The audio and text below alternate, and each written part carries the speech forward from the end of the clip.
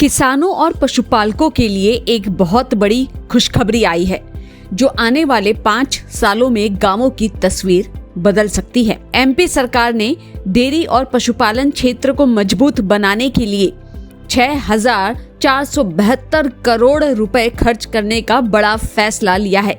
इस कदम से सिर्फ दूध उत्पादन ही नहीं बढ़ेगा बल्कि गांवों में रोजगार, पशुओं का बेहतर इलाज और पशुपालकों की आय बढ़ने की भी उम्मीद है। किसान इंडिया के खास शो पशुपालन मास्टर क्लास में हम आपको बताएंगे आखिर इस फैसले से आपको क्या फायदा मिलेगा, कौन कौन सी योजनाएं जारी रहेंगी और क्या सच में पशुपालन किसानों की कमाई बढ़ा सकता है। भारत के गांवों में पशुपालन हमेशा से कमाई का सबसे भरोसेमंद सहारा रहा है।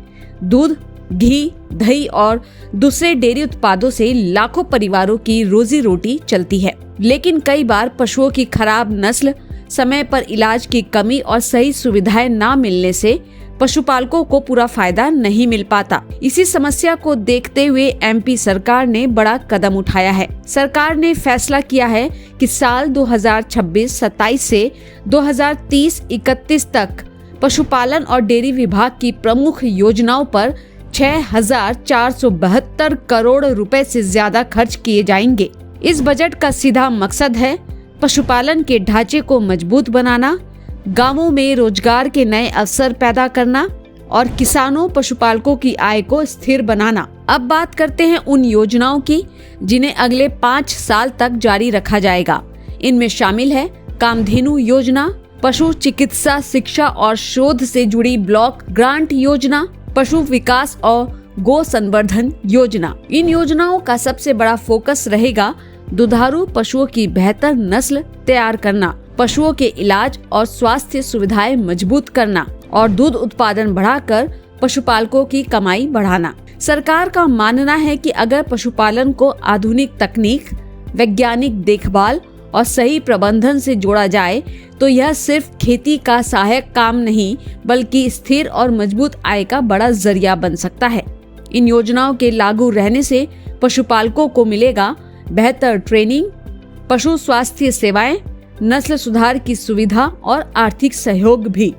यानी आने वाले समय में गांवों की अर्थव्यवस्था को नई रफ्तार और डेयरी सेक्टर को नई ताकत मिल सकती है। कुल मिलाकर देखें तो एमपी सरकार का यह फैसला पशुपालन को मजबूत बनाकर किसानों और पशुपालकों की आय बढ़ाने की दिशा में एक बड़ा कदम माना जा रहा है। अब सबसे अहम सवाल यही है, क्या ये योजनाएं जमीन पर तेजी से लागू होंगी और क्या सच में पशुपालन किसानों की कमाई को नई ऊंचाई तक पहुंचा पाएगा। आपकी क्या राय है, हमें कमेंट करके जरूर बताएं। वीडियो पसंद आए तो लाइक करें, शेयर करें और पशुपालन से जुड़ी हर खबर को देखने के लिए किसान इंडिया को सब्सक्राइब करना ना भूलें। अगला स्टेशन आपकी मनचाही मंजिल खुशहाली है। खुशहाली के दरवाजे चारों ओर से खुले रहेंगे। किसान इंडिया के साथ यात्रा करने के लिए आपका धन्यवाद।